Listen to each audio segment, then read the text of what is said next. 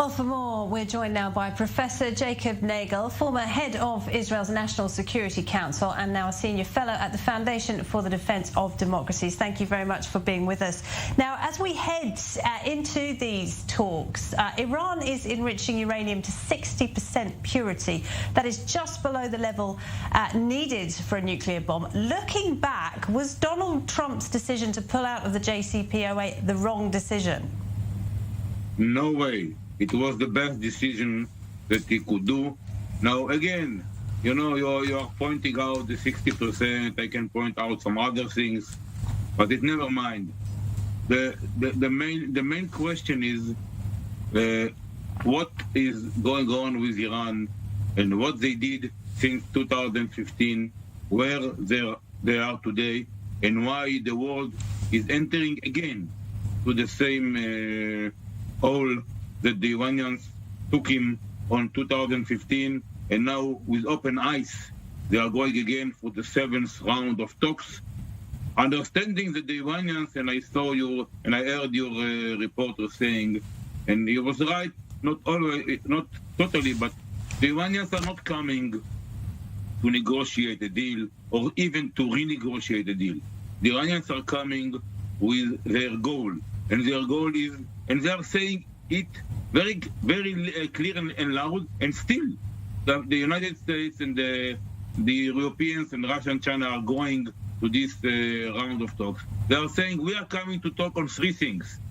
First of all, on how to lift off the sanctions.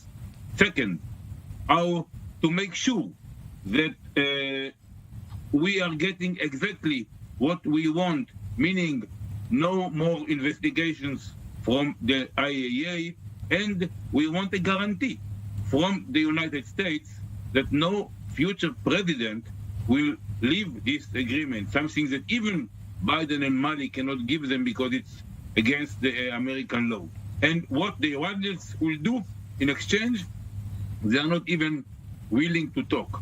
But, you know, in order to show that we are back on the diplomatic path, and diplomatic there, then everyone will say, okay, let's go and talk. Now, the Iranians have... okay, but right, you can't deny, though, sorry to interrupt, but you can't deny that the Iranian nuclear program has advanced significantly since 2018. Would that have happened if there were still checks? I'm saying, again, please don't follow what everyone else is saying.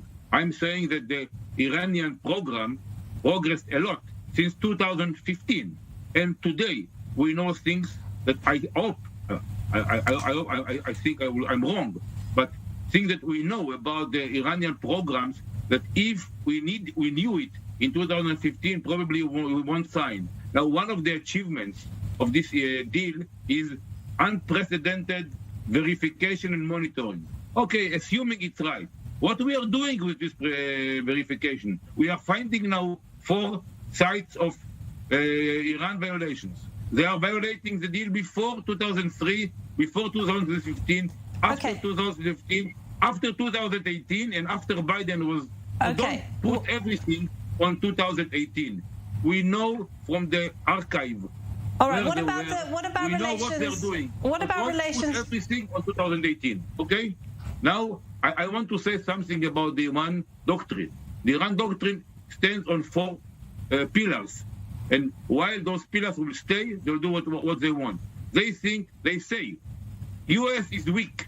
They have the capabilities to attack, but they're not. Well, I wanted to move on, if we may. I'd like to move on to relations between Israel and the United States just for a moment, because the US. But the US, if I may, the US has warned Israel not to undermine these negotiations. Has Prime Minister Bennett United failed? States is not warning Israel. Has Bennett failed in persuading the United States of the risk Israel faces?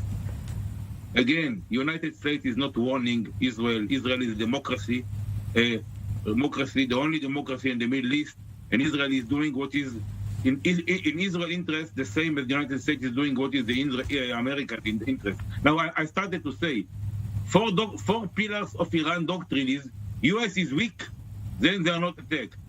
They think that Israel looks on U.S. and Israel don't have the means to do what it needs, so Israel won't attack.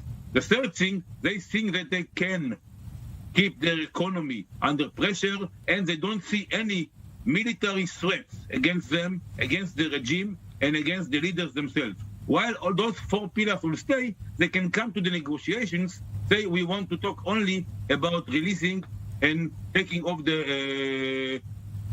what Israel is not interfering. What talks you are talking about? There are no talks in Vienna.